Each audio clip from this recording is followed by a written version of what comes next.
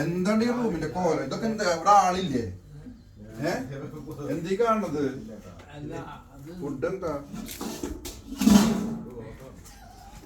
എന്താ മക്കൾ എങ്ങനെ ഇരിക്കണ? എന്താ പ്രശ്നം? എന്താ ഈ റൂമിന്റെ കോലം കാണുന്നത്? അപ്പൊ എന്തി കാണുന്നത്? ഈ റൂം ഞങ്ങൾ ഡ്യൂട്ടിക്ക് പോണ ആൾക്കാരല്ലേ? രണ്ടാം തരം ഉണ്ടാക്കി എന്ത് ടൈം നമ്മൾ ടൈം ടേബിളൊക്കെ ചെയ്യിക്കുന്നത്? എന്താ പ്രശ്നം നാട്ടില്? പക്ഷെ നാട്ടില് അഷറൂനല്ലേ പ്രശ്നമുള്ളൂ. നിങ്ങൾക്ക് രണ്ട് പ്രശ്നങ്ങളൊന്നുമില്ലല്ലോ. എന്താ അസുറ പ്രശ്നം നാട്ടില്? കുട്ടികൾക്ക് എടുക്കാൻ വയ്യ, ചൂടുണ്ട്, AC ആണെന്ന് പറഞ്ഞിട്ട് നമ്മള് വന്നിട്ട് 2-3 മാസം ആയിട്ടുള്ളൂ. അതാ പ്രശ്നം. പക്ഷെ നാട്ടിലല്ല പ്രശ്നമുള്ളൂ. നിങ്ങക്ക് ഇവിടെ AC ഇട്ടിരിക്കാൻ എന്തോ കുഴപ്പം? വിൻഡോ കളിച്ചിട്ട് AC ഇട്ടൂടെ? അല്ല നിങ്ങൾ ഞാനൊരു കാര്യം ചോദിക്കട്ടെ, ഇവൻക്ക് നാട്ടില് AC ന്റെ പ്രശ്നം വരണേ, നിങ്ങൾക്ക് രണ്ടൊക്കെ പ്രശ്നം ഉണ്ടാ? നിങ്ങൾക്കൊന്ന് ക്ലീൻ ആക്കി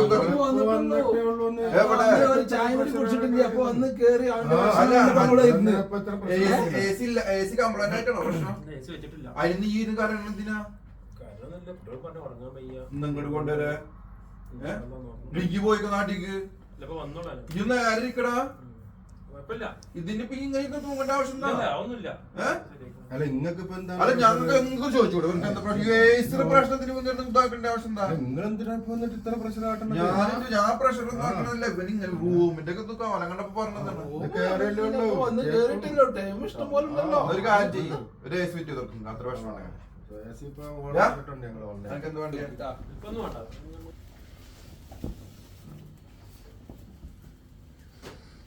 എന്തായി ഭക്ഷണം കഴിച്ചാലും?